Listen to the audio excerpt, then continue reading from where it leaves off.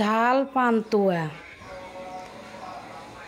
সবাই তো সবসময় মিষ্টি পান্তুয়া খেয়েছেন, জাল পান্তুয়া তো কম খেয়েছেন। আমি একটা জাল পান্তুয়া বানাবো, একটা মিষ্টি পান্তুয়া বানাবো। তো চলেন দেখে নিই আমি কি কি ঝাল পান্তুয়া বানাতে আমার লাগবে। আমি নিয়েছি দুধ, তারপরে নিয়েছি টমেটো, ডিম, লবণ, তারপরে ধনিয়া পাতা, তারপরে একটু চাউলের গুঁড়া আর একটু ময়দা। তো ফিরে আসছি। এখন আমি ডিমটাকে পেটে নিব। ডিমটাকে পেটে নিয়ে দিয়েছি। তারপর স্বাদ মতো লবণ, তারপরে চাউলের গুঁড়া, তারপরে ময়দা।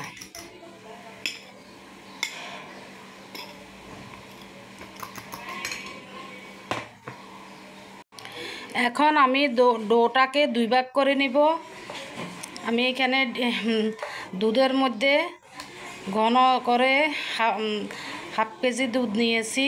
দুধের মধ্যে আমি ময়দা দিয়েছি, চাউলের গুঁড়া দিয়েছি, ডিম দিয়েছি আর স্বাদ মতো লবণ দিয়ে আমি ডোটা করেছি।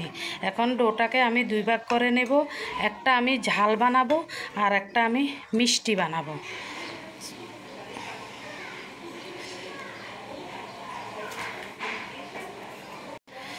তো জালটার জন্য আমি কাঁচা টমেটো আর কাঁচামরিচ তো আমি দিতেছি। টমেটো দিতেছি, কাঁচামরিচ দিতেছি আর ধনিয়া পাতা দিতেছি। ধনিয়া পাতা দিলে একটু টেস্টটা ভালো হবে। আমি এটা আমি ঝালটা বানাইতেছি। জালটার জন্য আমি টমেটো, কাঁচামরিচ, ধনিয়া পাতা দিয়েছি। আর মিষ্টিটা বানানোর জন্য আমি একটু চিনি নিয়েছি। চিনিটা দিতেছি মিষ্টিটা বানানোর জন্য। 2 ভাগ করেছি, একটা ঝাল আর একটা মিষ্টি, দুটোই আমি বানাবো।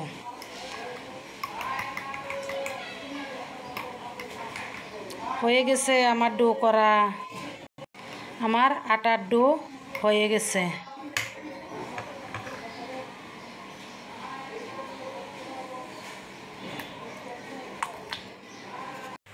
চুলায় তেল দিয়েছি, তাপাই প্যাকেনে তেল দিয়েছি। এখন তেলটা গরম হলে আমি ডিম ভাজবো। ডিম ভাজতেছি আমি। ডিম ভাজা হয়ে গেলে আটার ডোটা দিব।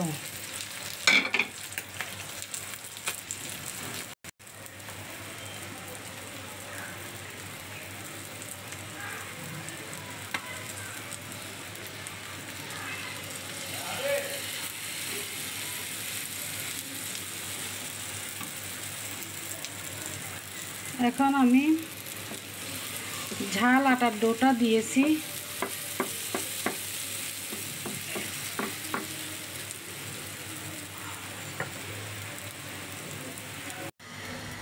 তারপরে এভাবে বারবার দিয়ে উল্টিয়ে পাল্টিয়ে নিব।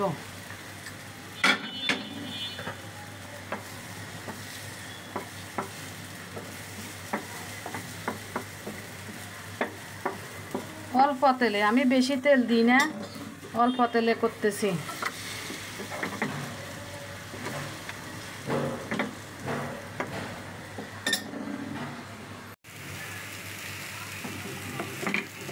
এইভাবে বারবার উল্টিয়ে পাল্টিয়ে একটু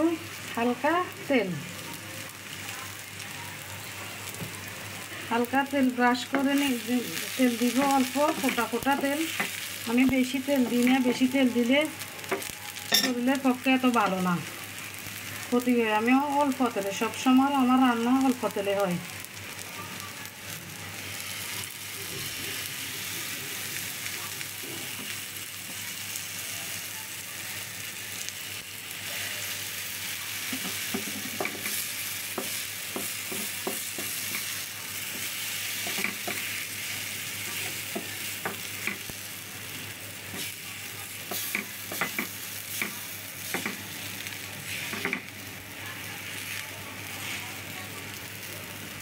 এভাবে এক পিঠ হয়ে গেলে উল্টিয়ে পাল্টিয়ে আর এক পিঠ করব।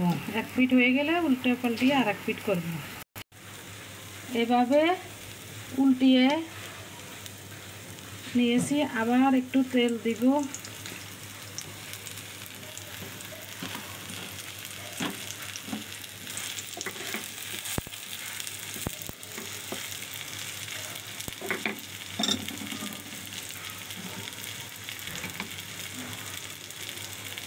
আবার এক পিঠে এভাবে আমি ডোটা দিব।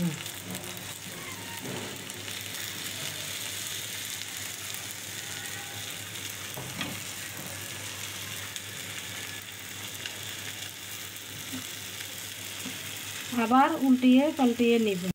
এভাবে আবার উল্টিয়ে নিয়েছি। আবার সামান্য একটু তেল দিব, সামান্য,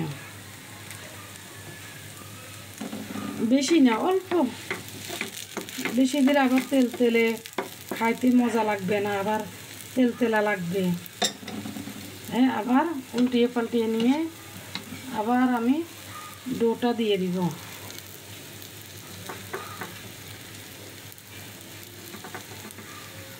জাল পান্তুয়া, মিষ্টি পান্তুয়া বানাবো আর একটা জাল পান্তুয়া বানাইতেছি। এভাবে আমি আবার উল্টিয়ে পাল্টিয়ে নিব। এভাবে আমি উল্টিয়ে পাল্টিয়ে নিতেছি। এবার আমি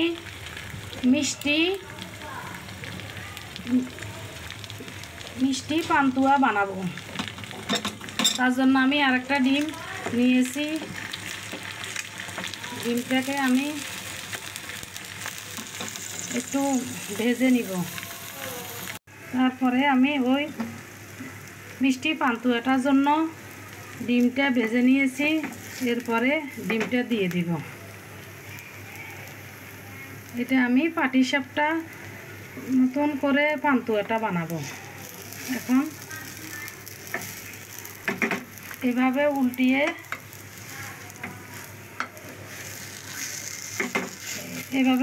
নিব। আমি এই পান্তুয়াটা বানাবো পাটিসাপটা পিঠার মতো।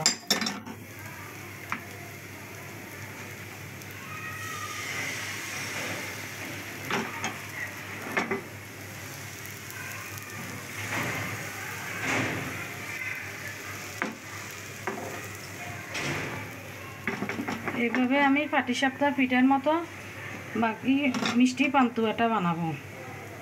যখন একটু উপরে হয়ে আসবে তখন আমি উল্টিয়ে নিব।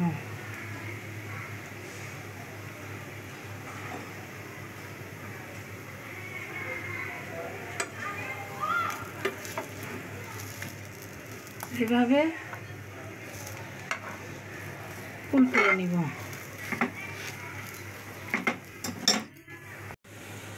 এভাবে যখন একটু হয়ে আসবে তখন আমি আবার এটাকে উল্টিয়ে নিব। দেখতেও সুন্দর, খাইতেও স্বাদ লাগবে। দেখতেও সুন্দর, খাইতেও স্বাদ লাগে। পান্তুয়া তো অনেকভাবে অনেকে বানাইছে, আমিও অনেকভাবে বানাইছি। এখন আমি এইভাবে পান্তুয়াটা বানাই নিতেছি, পাটিসাপটা রূপে পান্তুয়া।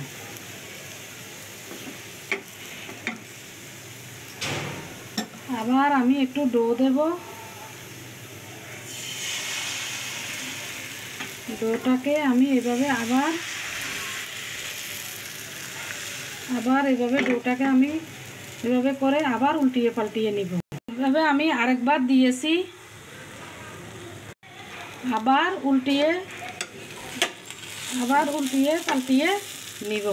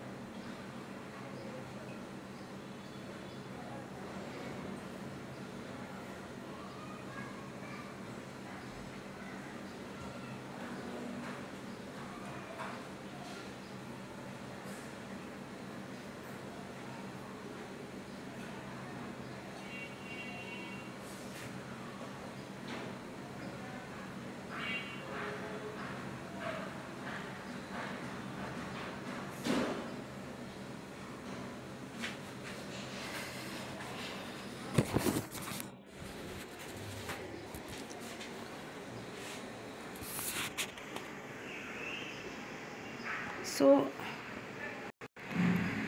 আমার ঝাল পান্তুয়া এবং মিষ্টি পান্তুয়া রেডি। আমি একটা ঝাল বানাইছি, একটা মিষ্টি বানাইছি। আমার পান্তুয়াটা, দুইটা পান্তুয়াতে দেখেন কোনো তেল নাই, আমি অল্প ফোটা ফোটা তেল দিয়েছি।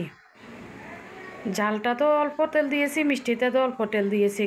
কারণ আমার সংসারে কেউ এত তেল খাইতে পারে না, মিষ্টি খেতে পারে না, তাই আমি হালকা মিষ্টিতে বানাই এবং ঝালটা খেতে কোনো সমস্যা হয় না। আমি ঝালটা একটু কাঁচামরিচ দিয়েছি।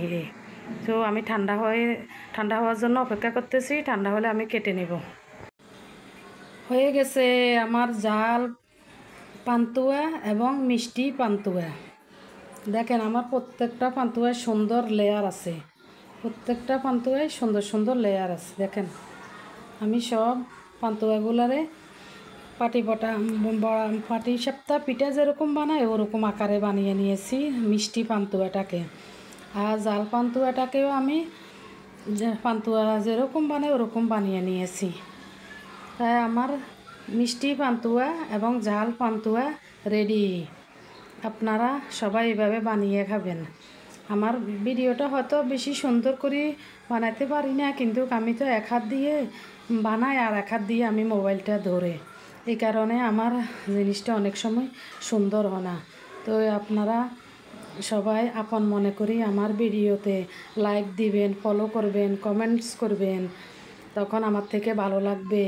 আপনারা আমার আপনজন সবাই আমাকে ভালোবেসে আমার ভিডিওগুলোতে লাইক, কমেন্ট, শেয়ার দিবেন। আপনাদের একটা লাইক, আপনাদের একটা কমেন্ট, আপনাদের একটা শেয়ারে আমি অনেক দূর আগাইতে পারবো, আমি মনোবল পাবো, আমি মনে অনেক শান্তি পাবো এবং আমি আরও ভিডিও করতে আমার মন চাইব। আপনারা সবাই আমার ভিডিওগুলো ফলো করবেন। আপনাদেরকে সবাইকে ধন্যবাদ, ভালো থাকবেন। আল্লাহ হাফেজ, আসসালামু আলাইকুম।